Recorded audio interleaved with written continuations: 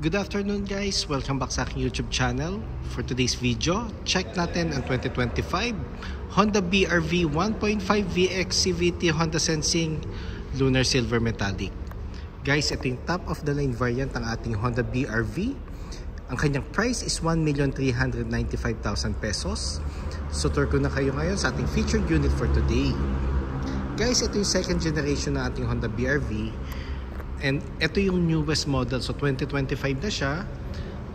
Kung mapapansin nyo, from the previous or first generation ng Honda BR-V, mas mukha na siyang SUV. Mas maganda na yung ano niya, exterior looks compare dun sa first gen. Sa front portion natin guys, naka LED headlights na tayo with daytime running lights, LED fog lamps, glossy black front grille. Sa lower front bumper naman natin, naka-ano tayo, matte black na front grille.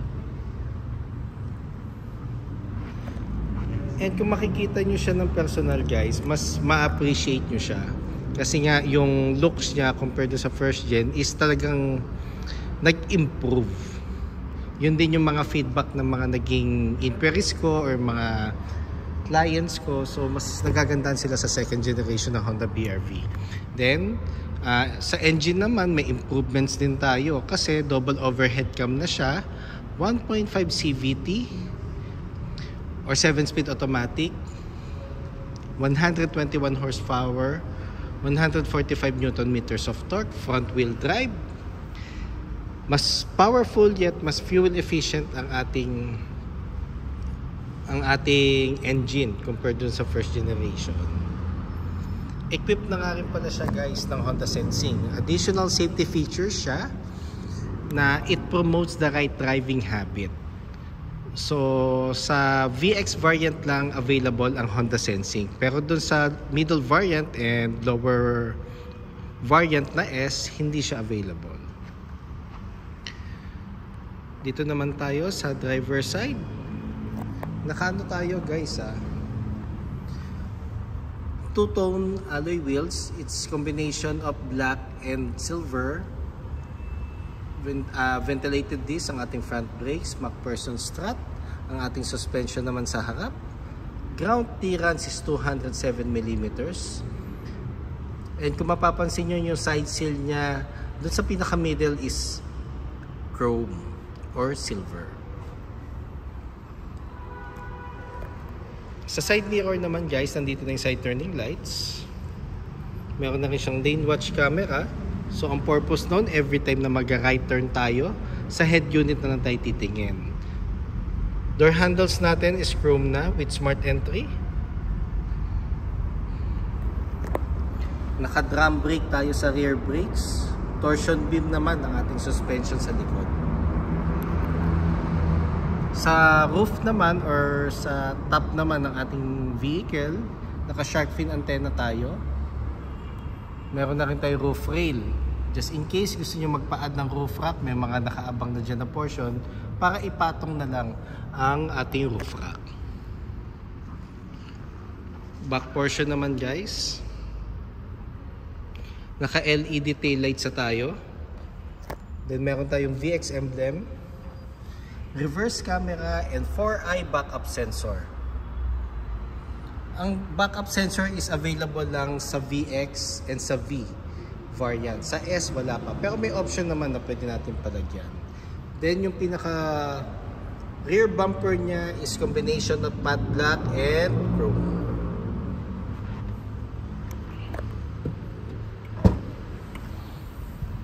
Ito ang ating compartment just in case na 7-seaters or 7 passengers ang sasakay. Then meron siyang tonneau cover para just in case i-fold nyo yung third row, magpa-flat yung surface.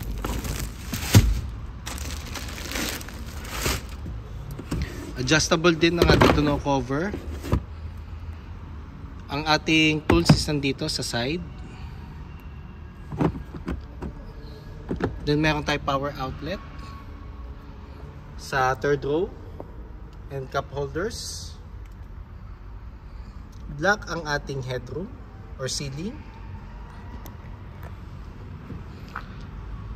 Very flexible ang third row natin just in case na a family of 5 or 4. Meron kayo nakaabang lagi na third row seats. Just in case meron kayong mga surprise extra passengers. And pag mag-grocery kayo, ito ang ating allotted compartment space. Ang ating spare tire naman is located sa ilalim.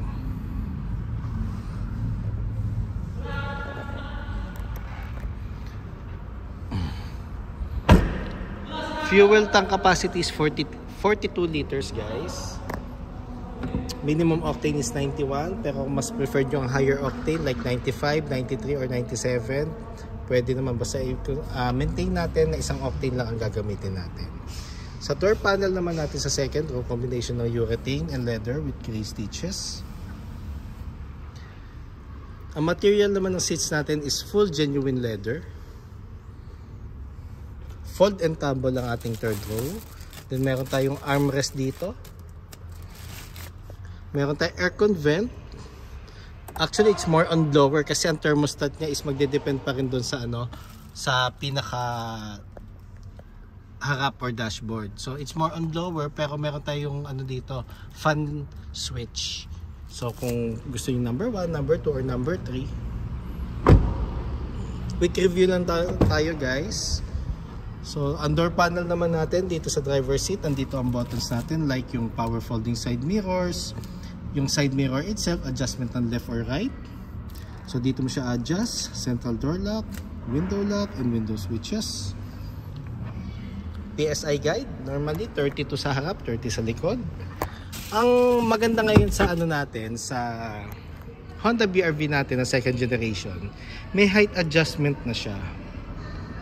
Not unlike yung first generation kasi fix ang ating height. So yun yung naging isa sa mga concern din ng mga clients natin, mga end users. And meron na rin tayong armrest. Yun yung mga nadagdag ngayon kay BR-V, which is ang armrest, kala nyo lang siya, it's more on accessories lang, pero ang laking tulong niya sa mga nagdadrive. Dito muna tayo sa loob. Ang maganda naman kay Honda BR-V VX guys, ang digital panel natin is colored. Sa V kasi and sa S, sa mga lower variants siya, black and white ang ating panel na digital. So sa panel naman natin, sa instrumental panel naman natin guys, combination siya ng analog and digital. Ang steering wheel naman natin is wrap ng leather cover with gray stitches. Meron na rin siyang paddle shifters, audio control with hands-free telephone assist, Honda sensing and adaptive cruise control. Tong switch naman to is for the headlights and fog lamps. Tong portion na to is for the wipers. Sa baba naman guys, buksan ko ulit yung pinto. Nandito yung gas lid and sa hood. Then footrest, brake and gas pedal. Touchscreen audio unit with Apple CarPlay and Android Auto ready. Bi-cord pa siya guys Aircon buttons, dito yung fan, thermostat. Sa baba naman ng aircon buttons natin, may dalawang USB port, power outlet, 2 cup holders. Pero sa power source natin guys dito, basta ang dashcam mo is plug and play, no problem. Pwede kayong magpakabit sa labas. Pero we offer naman mga dashcam dito sa casa or dealership para at least before natin i-release yung unit, naka-install na. Para isang isang transaction na lang. Transmission natin, meron tayong sa transmission meron tayong park, reverse, neutral, drive, and sports mode. And itong portion na to guys, yung may cover na to, dito mo tatanggalin mo yung cover nito. Ang smart key natin, meron siyang manual key. Pag nakuha na natin yung manual key, na-discharge yung battery natin at nasa park at gusto natin siyang i-shift to neutral, dito nyo isasaksak yung manual key. para ma-unlock lang at ang transmission at ma-shift nyo siya to neutral. Handbrake. Kung mag-handbrake naman tayo, yung pinaka mataas. Armrest, console box. Hindi ko pa na-switch yung ano doon, yung dome light. Dito naman yung map light natin, guys. And visors with ano na rin, with light na din, tsaka vanity mirror. Naka-plastic pa kasi, pero ayan, nakikita nyo naman. So same goes dito sa passenger side. Then sa glove box, guys, so hindi ako magsasawang mag-remind, guys. Glove box, dyan mo ilalagay yung warranty booklet, owner's manual, copy ng ORCR na hindi expired, and insurance policy just in case meron kayong hard copy. So guys, for today's vlog, yun lang muna.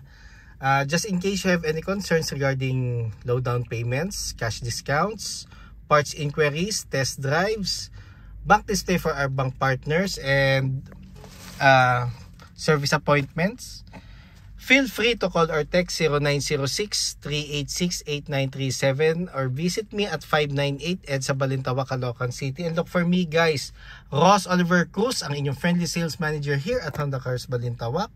Looking forward to meet you here, guys, and render my services to you.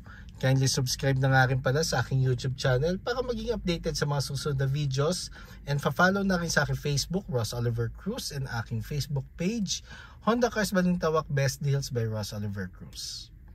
Yun lang, guys. Thank you and God bless.